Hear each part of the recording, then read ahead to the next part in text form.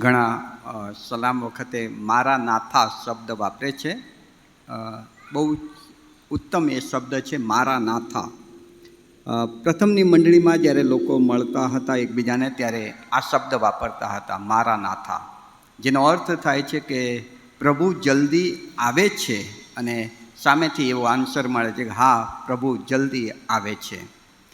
પ્રભુનું આગમન ખરેખર વાલાઓ, જે સંજોગો પરિસ્થિતિ અત્યારે વર્તાઈ રહી છે, દેખાઈ રહી છે, સ્પષ્ટ છે, તે બતાવે છે કે પ્રભુનું આગમન બહુ નજીક છે. આ સદીનો સૌથી મોટો ભૂકંપ 8.8ના સ્કેલનો આવ્યો. ઘણા બધા દેશોને એની અસર થઈ અને પછી જે સુનામી આવી તેનાથી પણ ઘણા દેશો પ્રભાવિત થયા. જે સંજોગો આપણી આજુબાજુ છે વાલાઓ, એ ઇન્ડિકેટ કરે છે, ઇશારો કરી રહ્યા છે કે કંઈક નજીક છે અને બહુ જ નજીક છે. જે રીતે ખ્રિસ્તીઓની સતાવણી થઈ રહી છે, પ્રાર્થનામાં આપણે પ્રભુની આગળ વિગત મૂકી તે પ્રમાણે 2 સિસ્ટરો છત્તીસગઢમાં ખોટા આરોપો અને એના કારણે છેલ્લા 9 દિવસથી તેઓ જેલમાં બંધ હતા. ગઈકાલે એમને બેલ મળી છે. હજુ કેસ ચાલશે. શું પરિણામ આવશે આપણે નથી જાણતા, પણ કેસ ચાલશે. કેટલીક જગ્યાએ તમે તમારા ડોક્યુમેન્ટ્સ લઈને જશો ને, અને એ ડોક્યુમેન્ટ્સમાં જો ખ્રિસ્તી શબ્દ દેખાશે ને, તો તમારું થતું કામ અટકી જશે. ભાલાઓ, ખ્રિસ્તી શબ્દથી લોકોના મનમાં કંઈક જુદો ભાવ હવે આવી ગયો છે. પહેલાં આવો નહોતો. પહેલાં ખ્રિસ્તી શબ્દ સાંભળે એટલે એક આદરનો ભાવ લોકોના મનમાં આવતો હતો કે આ લોકો એટલે બહુ સારા, બહુ જ પ્રેમાળ, બીજાનું ભલું કરનાર. પણ હવે પરિસ્થિતિ જુદી છે અને એ પરિસ્થિતિ સમજાવે છે કે સતાવણી હવે દેશોથી ચાલુ થઈને રાજ્ય સુધી, રાજ્યથી ચાલુ થઈને આપણા ઘર સુધી આવતા વાર નહીં થાય. વર્લ્ડની ઇકોનોમી, અરે વર્લ્ડની ક્યાં વાત કરો તમે, તમારા ઘરનું બજેટ જુઓ કેવું ખોરવાય છે. પગાર આવ્યો નથી અને 15 દિવસ 20 દિવસ થતાં સુધીમાં તો બધું ખલાસ થઈ જાય છે. મોંઘવારી એટલી મોંઘી થતી જાય છે, બજેટ ખોરવાતું જાય છે. યુદ્ધો અટકવાના નામ નથી લેતા. દેશો વચ્ચે યુદ્ધ, કોમ અગેન્સ્ટમાં આવીને ઊભા છે. કુટુંબમાં પણ બાપ દીકરાને હવે નથી બનતું. પતિ પત્ની મને કમને જોડે રહેવાનો પ્રયત્ન કરી રહ્યા છે.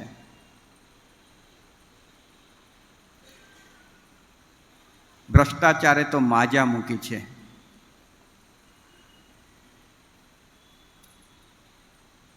ક્રાઇમ એની ચરમસીમાએ છે. આ બધી પરિસ્થિતિ વાલાઓ આપણને ઇન્ડિકેટ કરે છે, ઇશારો કરે છે. અને આ બધું બાઇબલમાં લખવામાં આવ્યું છે કે આવું થતાં જોશો. લુકની સુવાર્તા 21મા અધ્યાયની 31મી કલમમાં કે જ્યારે તમે પણ આ બધું સગળું થતાં જુઓ ત્યારે જાણજો કે સમય પાસે છે. આ બધું થતાં જુઓ ત્યારે જાણજો કે સમય પાસે છે. ખ્રિસ્તનું એની મંડળીને લેવા આવવું એટલે રેપ્ચરનો સમય પાસે છે. મંડળીનો ઉચકાઈ જવાનો સમય જાણે કે હવે નજીક આવી રહ્યો છે. અને જેમ જેમ એ સમય નજીક આવે છે તેમ તેમ મંડળીના કુટુંબોનો, કુટુંબની વ્યક્તિઓનો વિશ્વાસ ઘટતો જાય છે. મારે કેવું ન જોઈએ, પણ એક એવી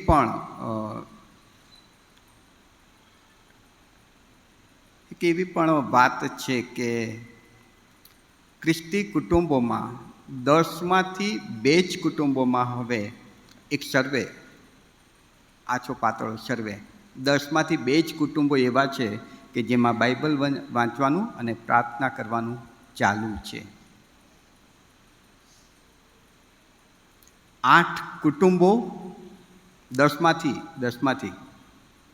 8 કુટુંબો, મેજોરિટી એ તરફ ગઈ છે કે હવે પોતાના જીવનમાં એટલા બધા વ્યસ્ત થઈ ગયા છે કે બાઇબલ હવે રવિવાર ટુ રવિવાર અથવા તો ઈસ્ટર, નાતાલ, ગુડ ફ્રાઈડે નથી વંચાતું. લોકોનો મંડળી પ્રત્યેનો પ્રેમ ઠંડો થઈ રહ્યો છે. ભક્તિ સભામાં તમે જુઓ, મોટા સિટીના ચર્ચિસ જે છે તે કદાચ ભરેલા લાગશે, છતાં પણ આપણી CNI રાજકોટ મંડળીની જ વાત કરીએ તો જે કુટુંબો છે, જે સભ્ય સંખ્યા છે, એના કરતાં 3જો ભાગ અહીં બેઠા છે. ક્યાં છે એ લોકો? વાલાઓ, આ બધું સૂચવે છે કે પ્રભુનું પોતાની મંડળીને લેવા આવવું બહુ નજીક છે. કેમ કે છેલ્લા દિવસોમાં પ્રભુ કહે છે કે લોકોનો પ્રેમ ઠંડો થઈ જશે. દેખાઈ રહ્યું છે. ચિંતાનો વિષય છે આ. દુઃખ તો છે, પણ મોટી ચિંતા છે. અને આ બધું બતાવી રહ્યું છે કે પ્રભુનું આવવું નજીક છે. ત્યારે જો આવા સંજોગોમાં સૌથી વધારે કોઈક બાબતની જરૂર હોય તો તે પ્રાર્થના છે. કેમ કે જે કંઈ બની રહ્યું છે એમાં હું ઇન્ટરફિયર થઈને એ બદલી નહીં શકું. ભૂકંપને હું રોકી નહીં શકું. લખેલું છે કે થશે, આના કરતાં વધારે મોટા થશે. સુનામીને હું રોકી નહીં શકું. લખેલું છે કે એ આવશે. વર્લ્ડ ઇકોનોમી જે દિશામાં જઈ રહી છે, વન કરન્સી તરફ, એને હું નહીં રોકી શકું, કેમ કે બાઇબલ કહે છે કે થશે.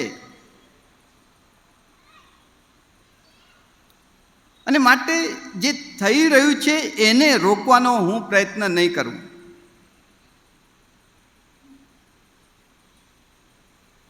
પાઉલ પ્રેરિત બહુ ગજબનો માણસ, પ્રભુના આત્માથી ભરાયેલો વ્યક્તિ. જ્યારે તમે આ પરિસ્થિતિ, આ સંજોગોમાં આવો ત્યારે તમારી પ્રાર્થના કેવી હોવી જોઈએ એનું બહુ સરસ એક ગાઈડલાઇન્સ આપણને થેસ્સાલોનિકીઓના બીજા પત્રમાં આપે છે. પ્રભુ, સતાવણી બંધ થાય તેવી કૃપા થવા દેજો. પ્રભુ, આ ભૂકંપ થયું છે, હવે ન થાય એવી કૃપા. ના, એ બધું થશે. આયોજનમાં છે, એ ગોઠવેલું છે, થશે. અને એ બધું થાય ત્યારે તમારે જાણવું કે તમારા ખ્રિસ્તનું તમને લેવા માટે આવવાનો સમય પાકી ચૂક્યો છે. અને જ્યારે ખ્રિસ્ત મને લેવા આવે છે, મંડળીને, સાર્વત્રિક મંડળીને લેવા આવે છે, ત્યારે મંડળીની પ્રાર્થના કેવી હોવી જોઈએ, એ પ્રાર્થનાના મુદ્દા કેવા હોવા જોઈએ, એ આપણે જાણવું બહુ જરૂરી છે. આપણે પ્રાર્થના પર્વ ઉજવી રહ્યા છીએ ત્યારે આપણી પ્રાર્થનાના મુદ્દા કેવા હોવા જોઈએ આજની તારીખે, આ સંજોગો, આ પરિસ્થિતિને અનુલક્ષીને. થેસ્સાલોનિકના બીજા પત્રમાંથી કેટલીક બાબતો પાઉલ આપણને જણાવવા માગે છે. થેસાલોનિકીની મંડળી પાઉલની ત્રીજી ચોથી મુસાફરી દરમિયાન સ્થાપવામાં આવી હતી. નવી મંડળી હતી અને શરૂઆત જ હતી ને રોમની સતાવણી એમના પર આવી પડી, સતાવણી સહન કરી રહી હતી. એ સમયમાં પાઉલે થેસાલોનિકીનો આ બીજો પત્ર લખ્યો. બે કારણ હતા પત્ર લખવાના. એક કારણ એ પણ હતો કે પાઉલે જ્યારે પહેલો પત્ર લખ્યો પછી પાઉલ પોતાની મુસાફરીમાં આગળ ગયો ત્યારે કોઈક બીજો ડમી પત્ર એ મંડળી પર આવ્યો. પાઉલે નહોતો લખ્યો અને મંડળી એ ડમી પત્રને વાંચ્યા પછી થોડીક અસમંજસમાં પડી ગઈ. ત્યારે પાઉલે આ બીજો પત્ર લખીને એમ કહ્યું કે એ પત્ર મારો નહોતો. તમે જુઓ બીજા અધ્યાયમાં, પ્રભુનો દહાડો જાણે હમણાં જ આવ્યો હોય એમ સમજીને તમે કોઈ આત્મા વચનથી કે જાણે અમારા તરફથી આવેલા પત્રથી સહેજે તમારા મનને ચલિત થવા ન દો અને ગભરાઓ નહીં. કોઈક બીજો પત્ર આવ્યો અને એ પત્ર વિશે જો તમે જાણશો તો એ પત્રમાં એવું લખ્યું હતું કે પ્રભુ જાણે કે આવી ગયા છે ને અમુક મંડળીઓને લઈ ગયા છે ને વારાફરતી લઈ જશે વગેરે વગેરે. એટલે પાઉલ કહે છે કે એવો મેં કોઈક આગળ લખ્યો નથી અને કહેવા માટે પાઉલે આ બીજો પત્ર લખ્યો. બીજું કારણ પાઉલનો આ પત્ર લખવાનો કે મંડળી સતાવણીમાંથી પસાર થઈ રહી હતી. મંડળી સતાવણીના કારણે વિશ્વાસમાં નબળી ન થઈ જાય, હિંમત રાખે, ઈશ્વર એમના માટે ચોક્કસ આયોજન રાખીને મૂક્યા છે એ તરફ એ લોકો નજર રાખે, ઉત્તેજન મેળવે અને ઈસુના આગમન માટે મંડળી તૈયાર થાય. એ હેતુ સાથે પાઉલે આ બીજો પત્ર થેસાલોનિકીની મંડળીને લખ્યો છે. હવે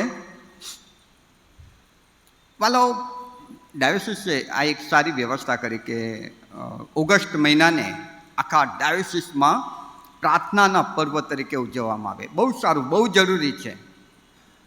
આ જે સંજોગો છે એ સંજોગોને ધ્યાનમાં રાખીને પ્રાર્થના તરફ મંડળીઓ ફરે એ બહુ જ જરૂરી છે.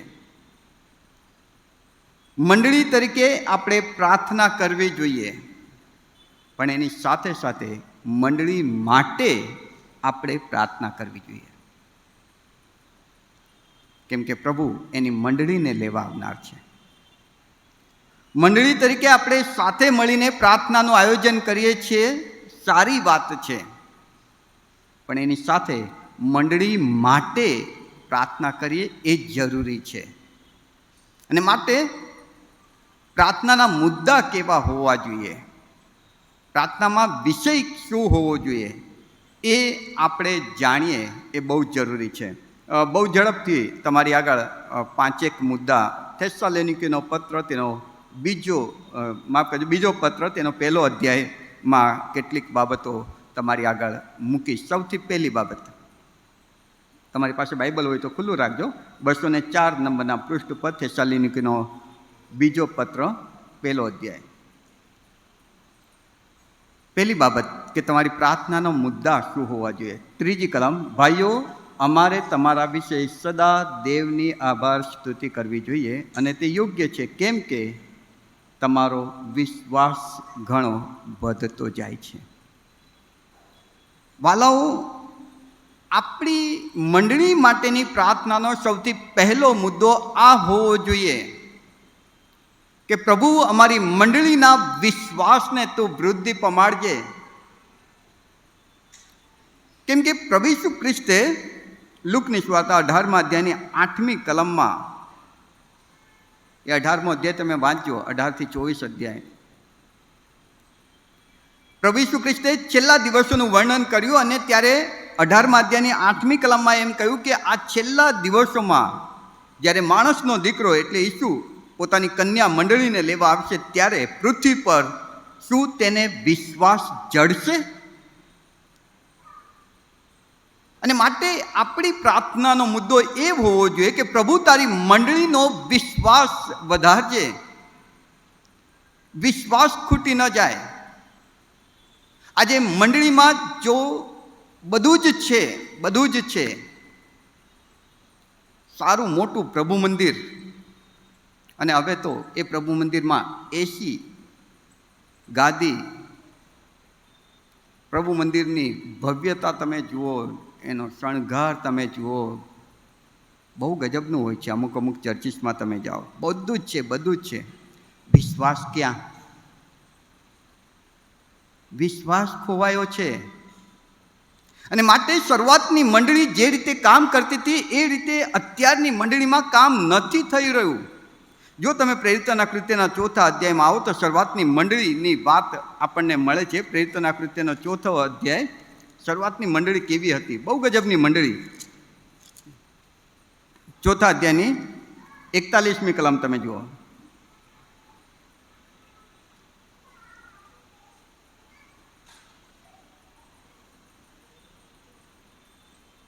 માફ કરજો, બીજો અધ્યાય, પ્રેરિતોના કૃત્ય બીજો અધ્યાય ને 41મી કલમ, બીજો અધ્યાય 41મી કલમ. ઓકે, ત્યાં 41મા કલમમાં વચનમાં લખ્યું છે કે ત્યારે જેઓએ તેની વાત સ્વીકારી તેઓ બાપ્તિસ્મા પામ્યા, અને તે જ દિવસે 3000 માણસો ઉમેરાયા. મંડળીની સ્થાપના થઈ. હવે શું થાય છે? 42મી કલમ, તેઓ પ્રેરિતોના બોધમાં, સંગતમાં, રોટલી ભાંગવામાં તથા પ્રાર્થનામાં દ્રઢતાથી લાગુ રહ્યા. મંડળી હવે જાણે કે સ્પીડ પકડે છે. હવે અગત્યની વાત, 43મી કલમ તમે જુઓ. બધા ભયભીત થયા અને પ્રેરિતોથી ઘણા અદ્ભુત કૃત્યો અને ચમત્કાર થતા હતા. શરૂઆતની મંડળીમાં અદ્ભુત કૃત્યો અને ચમત્કારો થતા હતા. આજે ચમત્કારો ક્યાં? આજે એ અદ્ભુત કૃત્યો ક્યાં? 44મી કલમ, વિશ્વાસ કરનારાઓ ભેગા રહેતા હતા અને તેઓની બધી મિલકત સામાન્ય હતી. મિલકત માટે શરૂઆતની મંડળીમાં કોઈને લડતા કે કોર્ટ કેસ કરતા તમે જુઓ છો અંદર? અને આજે મંડળીના મિલકત માટે કોર્ટ કેસ, ખ્રિસ્તીની વિરુદ્ધ લડાઈ ચાલુ રહી.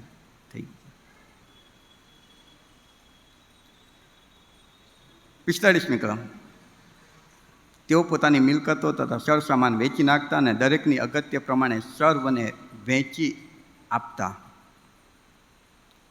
તેઓની મિલકત સામાન્ય હતી એ સમયે. અત્યારે મિલકતના ડખા છે. 46મી કલમ, તેઓ નિત્ય મંદિરમાં એક ચિત્તે હાજર રહેતા હતા. બધા જ જેટલાએ પ્રભુનો સ્વીકાર કર્યો એ બધા જ નિત્ય હંમેશા પ્રભુ મંદિરમાં હાજર રહેતા હતા. આજે મંડળીમાં તમે જુઓ, સમય મળે તો જ જવાનું ચર્ચમાં. સમય કાઢીને નથી જવાનું, સમય મળે તો જ. અને માટે વિશ્વાસની કમી. 47મી કલમ, અને તેઓ દેવની સ્તુતિ કરતા હતા અને સર્વ લોકો તેમના પર પ્રસન્ન હતા અને પ્રભુ રોજ રોજ તારણ પામનારાઓને તેઓમાં ઉમેરતો હતો. રોજ રોજ સંખ્યા વધતી હતી. અને આજે વાલાઓ સંખ્યા ઘટી રહી છે. પરદેશમાં તો કેટલા બધા ચર્ચ વેચી દેવામાં આવ્યા. મંડળીઓ નાદાર થઈ ગઈ, કેમ કે સંખ્યા ઘટી ગઈ. પ્રભુમાં પ્રિય વાલાઓ, અને માટે 18મા અધ્યાયમાં, લુક 18:8 પ્રભુ ઈસુ ખ્રિસ્ત કહે છે કે મારું આવવાનું થશે ત્યારે જે મંડળી હશે એમાં મને વિશ્વાસ જડશે. અને એ 18મા અધ્યાયની 8મી કલમમાં પ્રભુ આ કહે એ પહેલાં એની પહેલી કલમ તમે જુઓ. 18મા અધ્યાયની પહેલી કલમમાં પ્રભુ એમ કહે છે કે સર્વદા પ્રાર્થના કરવી જોઈએ. પ્રભુને ખબર હતી કે મંડળી તપાસે ત્યારે બહુ જ સરસ, બહુ જ અદ્ભુત રીતે મંડળી વૃદ્ધિ પામશે. પણ સમય જતાં લોકોનો પ્રેમ ઠંડો થશે, લોકોનો વિશ્વાસ ઘટતો જશે. અને છેલ્લે જ્યારે હું મારી કન્યાને લેવા આવીશ ત્યારે એ મંડળીમાં વિશ્વાસ મળશે મને. અને એવા સંજોગો ન ઊભા થાય માટે શરૂઆતમાં જ પ્રભુ એ વચનની શરૂઆત કરતા જ એમ કહે છે કે પ્રાર્થના કરજો. અને પાઉલ સમજાવે છે કે પ્રાર્થના કરો ત્યારે કેવી પ્રાર્થના કરો કે હે પ્રભુ, મંડળીનો વિશ્વાસ ઘટી ન જાય. વિશ્વાસ પ્રકટીકરણના 2 અધ્યાયમાં એફેસસની મંડળીને પ્રભુ ઠપકો આપે છે કે તે તારા પ્રથમના પ્રેમનો ત્યાગ કર્યો છે. તારો પહેલા જેવો વિશ્વાસ નથી રહ્યો. સ્મરણાની મંડળીને 2 અધ્યાયની 10મી કલમમાં પ્રભુ કહે છે કે તું મરણ પર્યંત વિશ્વાસુ રહેજે, તારો વિશ્વાસ ઘટી ન જાય. અને માટે પ્રભુ ઈસુ ખ્રિસ્ત જ્યારે આ પૃથ્વી પર હતા ત્યારે લુકના 22મા અધ્યાયની 32મી કલમમાં એવું કહે છે કે પિતર, તમે જે મારા શિષ્યો છો, તમારો વિશ્વાસ ખૂટી ન જાય તે માટે મેં મધ્યસ્થી કરી છે, મેં પ્રાર્થના કરી છે કે તમારો વિશ્વાસ ખૂટી ન જાય. અને એ સમયે પ્રેરિતોની પણ એ પ્રાર્થના હતી. લુકના 17મા અધ્યાયની 5મી કલમમાં તમે જુઓ કે હે પ્રભુ, અમારો વિશ્વાસ વધારો. અને માટે 8મા અધ્યાયની 25મી કલમ, લુકની સુવાર્તા 8મા અધ્યાયની 25મી કલમમાં પ્રભુએ એ સમયે શિષ્યોને પ્રશ્ન પૂછી લીધો કે તમારો વિશ્વાસ ક્યાં? વિશ્વાસ ખોવાઈ ગયો છે, વિશ્વાસ ચાલ્યો ગયો છે. માટે શરૂઆતની મંડળીમાં જે અદ્ભુત કૃત્યો થતા હતા, સંખ્યા વધતી જતી હતી, બધું જ પ્રેમથી થતું હતું અને પ્રેમ જ કેન્દ્રમાં હતું, એવું હવે નથી રહ્યું, કેમ કે વિશ્વાસ નથી રહ્યો. અને માટે પાઉલ પ્રેરિત એમ કહે છે કે જ્યારે તમે એવા સંજોગો જુઓ કે તમને લાગે કે હવે પ્રભુનું આવવું નજીક છે, ત્યારે જે પ્રાર્થના કરો ત્યારે તમારી પ્રાર્થનાનો પહેલો મુદ્દો એ હોવો જોઈએ કે હે પ્રભુ, અમારી મંડળીના વિશ્વાસને તું ટકાવી રાખજે, ખૂટવા ન દેતો, વૃદ્ધિ પમાડજે, મજબૂત રાખજે. સતાવણી આવે એમાં પણ વિશ્વાસને મજબૂત રાખજે. ગમે તે સંજોગો હોય પણ વિશ્વાસને પ્રભુ તું મજબૂત રાખજે. બીજો જે પ્રાર્થનાનો મુદ્દો આપણો હોવો જોઈએ તે 5મી કલમ, 2 થેસાલોનિકીનો પત્ર, તેનો 1લો અધ્યાય, તેની 5મી કલમ. તે તો દેવના ન્યાયી ઇન્સાફનું પ્રમાણ છે. તેથી દેવના જે રાજ્યને સારું તમે દુઃખ વેઠો છો તે રાજ્યમાં દાખલ થવાને યોગ્ય તમે ગણાવો. પાઉલ કહે છે કે હે થેસાલોનિકીની મંડળી, હું તમારા માટે પ્રાર્થના કરું છું. અને પાઉલ આજે આપણને એ જ શીખવે છે કે હવે મંડળી માટે પ્રાર્થના કરો. મંડળી તરીકે આપણે પ્રાર્થના કરી રહ્યા છીએ અત્યાર સુધી, સારી વાત છે, પણ મંડળી તરીકે મંડળીને માટે પ્રાર્થના કરવાની છે. અને મંડળીને માટે પ્રાર્થના કરો ત્યારે પહેલો મુદ્દો મંડળીનો વિશ્વાસ ખૂટી ન જાય, અને બીજો મુદ્દો કે તેના રાજ્યમાં દાખલ થવાને યોગ્ય પ્રભુ આપણને ગણે. બહુ ગજબની વાત છે બાળાઓ. આપણે જો એના રાજ્યમાં દાખલ થવાને યોગ્ય નહીં હોઈએ ને,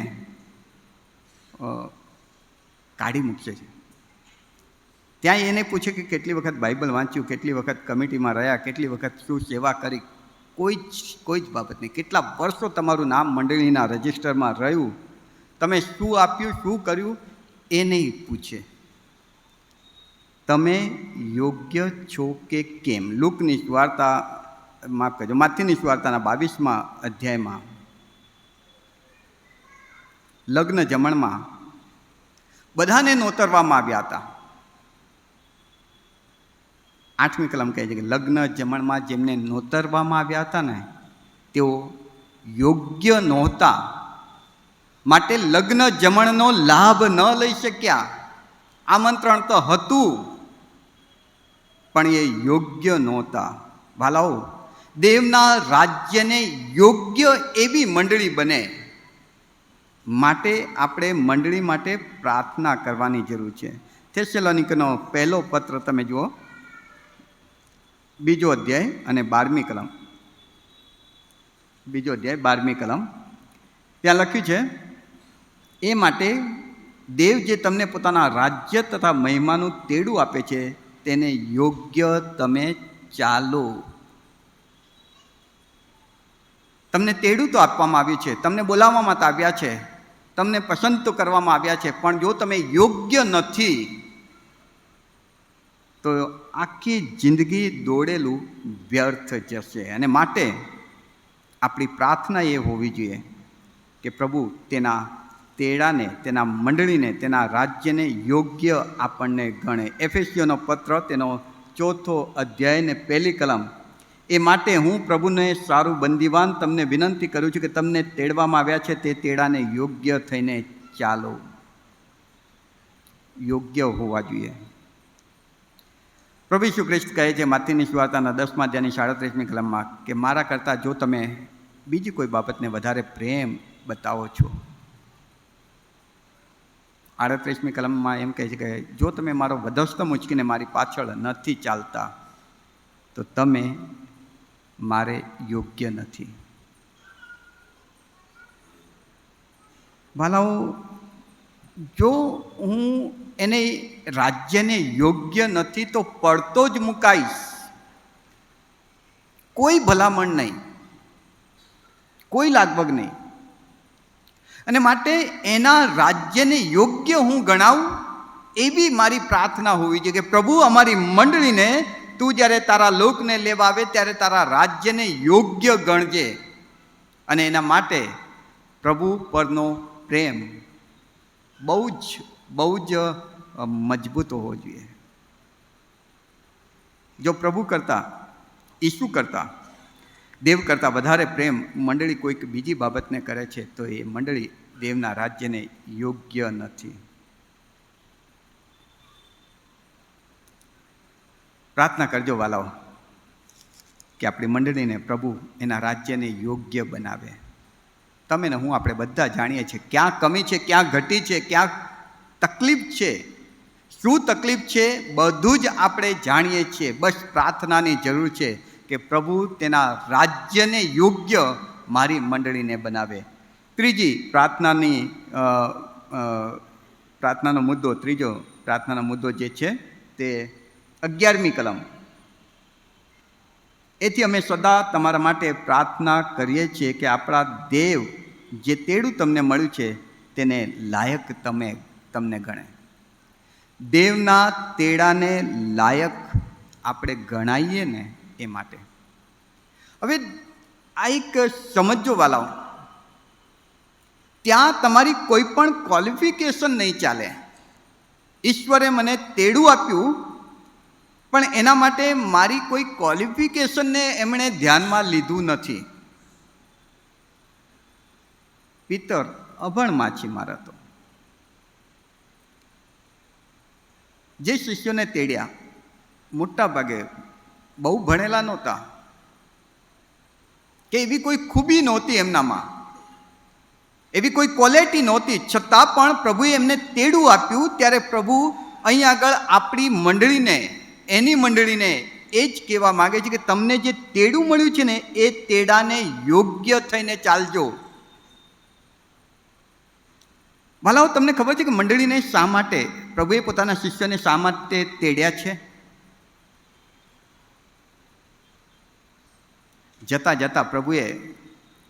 આકાશમાં જતા પ્રભુએ પોતાના શિષ્યોને એ આદેશ યાદ દેવડાવ્યો. બધા એમ કહે છે કે એ શાહી આદેશ આપ્યો નહીં, જીવન દરમિયાન જ એમણે આપી દીધેલો કે તમારે શું કરવાનું છે, પણ યાદ દેવડાવ્યો કે હવે હું જાઉં છું. તમને તેડવામાં આવ્યા એટલા માટે કે તમે બીજાઓને મારી વાત કહેજો, બીજાઓને સુવાર્તા પ્રગટ કરજો, બીજાઓને પ્રભુ પાસે લાવજો. આ તમારું તેડું જે છે એનો હેતુ છે. એ માટે તમને તેડવામાં આવ્યા છે. મંડળીને પ્રભુએ એટલા માટે જ તેડ્યા છે કે તમે બીજાઓને પ્રભુની પાસે લાવો. અને પ્રભુ જ્યારે લેવા આવશે ત્યારે એના રાજ્યને યોગ્ય હોવી જોઈએ મંડળી. એની સાથે સાથે એનું જે તેડું છે એ તેડાને લાયક પણ આપણને ગણે કે મેં તને આટલા માટે. પ્રભુ છેલ્લે એમ કહે છે કે મેં તને એટલા માટે બોલાવ્યો હતો કે તું ફક્ત ને ફક્ત તારું પોતાનું જ તારણ સાંધે. મેં તને એટલા માટે તેડું આપેલું કે તું બીજાને મારી વાત કહે. છેલ્લા દિવસોમાં આ પ્રાર્થનાની બહુ જ જરૂર છે વાલાઓ, કે આપણને જે તેડું આપવામાં આવ્યું છે એ તેડાનો હેતુને આપણે સમજીએ, યાદ કરીએ અને ફરી એકવાર પૂરા જોશથી એ દિશામાં કામ કરીએ કે લોકોને કોઈક રીતે પ્રભુની પાસે આપણે લાવી શકીએ. ચોથો મુદ્દો આપણી પ્રાર્થનાનો જે હોવો જોઈએ, 11મી કલમમાં જ આગળ એ લખ્યું છે કે પોતાના સામર્થ્યથી પરોપકાર કરવાની તમારી દરેક ઈચ્છાને તથા તમારા વિશ્વાસના કામને તે સંપૂર્ણ કરે.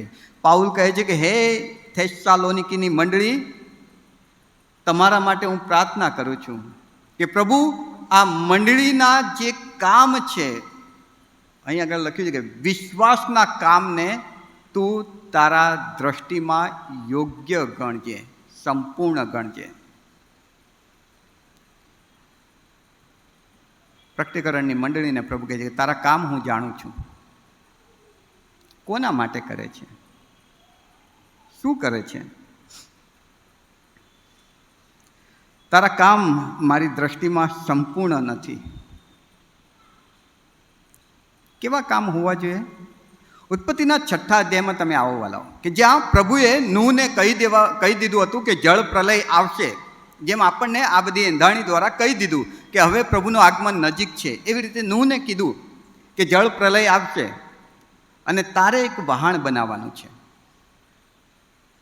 લોકોએ મશ્કરી કરી, લોકોએ એને ઠઠ્ઠામાં ઉડાડ્યા, લોકોએ એનો વિરોધ કર્યો હશે, લોકોએ એની સતાવણી કરી હશે. વહાણ બાંધવાનું કામ એણે ચાલુ જ રાખ્યું, કેમ કે એને વિશ્વાસ હતો કે મારા પ્રભુએ જે કહ્યું છે એ મારો પ્રભુ અચૂક કરશે. અત્યારે કોઈ એવું લાગતું નથી કે જળ પ્રલય આવશે ને આખી પૃથ્વી ડૂબી જશે, એવું લાગતું નથી. પણ હું માનું છું કે મારા પ્રભુએ કહ્યું છે તો ચોક્કસ થશે. નૂહની આ સમજણ હતી.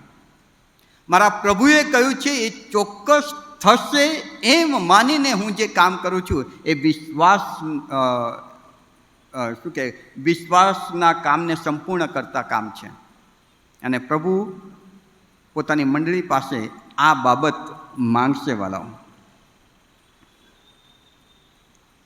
આજની મંડળીમાં કેવું ન જોઈએ, પણ માથીની સુવાર્તાના 23મા અધ્યાયની 5મી કલમમાં લોકો તમને જુએ એ હેતુથી તમે સઘળા કામ કરો છો.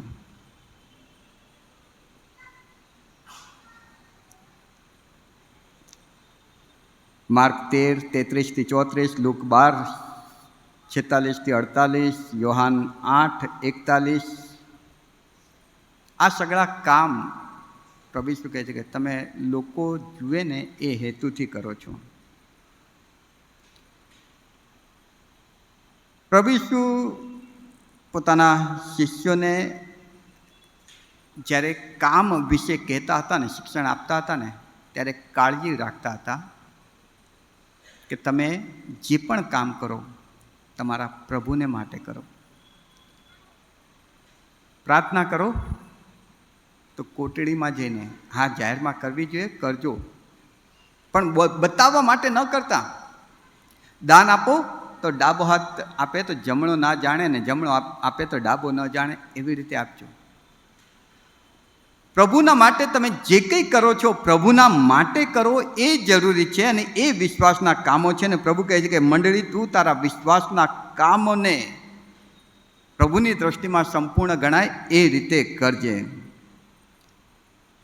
કેમ કે યોહાન 5મા અધ્યાયની 29મી કલમમાં પ્રભુ કહે કે સારા અને ખરાબ બંને કામોનો એક દિવસે ન્યાય થશે. પ્રકટીકરણ 2જો અધ્યાય 23મી કલમ, 26મી કલમ, 14મો અધ્યાય 13મી કલમ, 15મી કલમ, આ વચનો કહે છે કે કામોનો ન્યાય થશે. 1 કોરિન્થી 3 અને 13માં પાઉલ કહે છે કે દરેકનું કામ, દરેક વ્યક્તિનું, કુટુંબનું, મંડળીનું કામ અગ્નિથી પારખવામાં આવશે.